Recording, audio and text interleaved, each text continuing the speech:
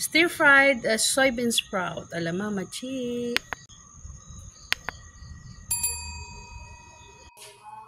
Tatlong butil ng bawang.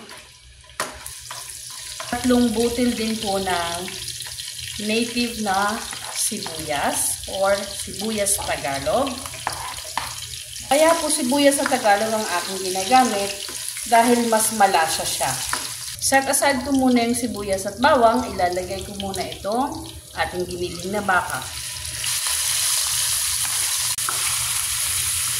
Lalagyan ko po ng patis para may lasa naman yun ng ating karne. At inihalo ko na rin ang sibuyas at bawang. Ilalagay ko na ang aking carrots. Ito po ay isang pirasong katamtaman ang laki. Ilalagay ko na rin ang Baguio beans. Ito po ay halagang 75 pesos. So, hindi ko naman nalabilang kung ilan siya.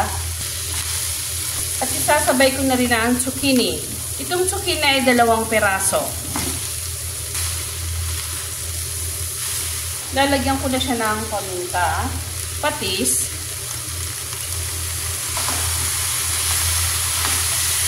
dahil ito po ay gulay, ito ay magtutubig ng kanyang sariling tubig. Tatakluban ko lang po hanggang sa siya ay mag-half cook. Charan! Luto na ang ating gulay. Lalagyan natin ng konting seasoning granules. Ilalagay ko na ang ating bean sprout. Ayan.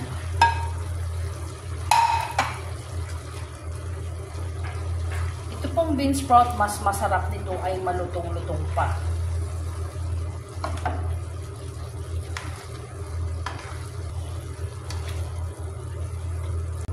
Dahil kulang pa ang kanyang alat, lalagyan ko ng konting patis.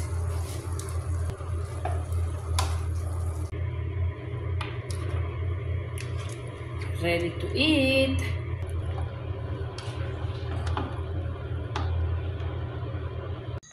Kain po tayo!